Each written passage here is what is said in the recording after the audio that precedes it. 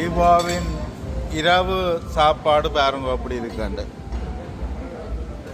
கிட்டத்தட்ட எல்லா இரவும் ஒவ்வொரு வித்தியாசமான சாப்பாடு தான் இருக்கும் பாருங்க. கூட வந்து பம்கின்னும் வாழைக்காயும் தான் கூட ஒவ்வொரு நாளும் இருக்குது.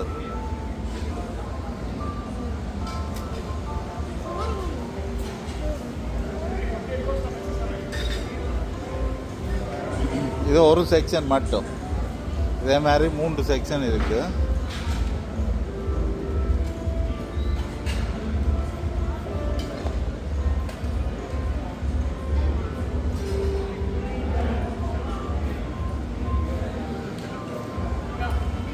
பார்க்க கலர்ஃபுல்லாக இருக்குது. ஆனால் பெருசாக சொல்கிற அளவுக்கு டேஸ்ட் இங்கே இருக்காது. ஆனால் அங்கே ஃப்ரெஷ்ஷாக போடுற இடத்துல போனால் எங்களுக்கு சொன்ன மாதிரி எங்களுக்கு தேவை எப்படி தேவையோ அது மாதிரி அவர் செய்து தருவோம்.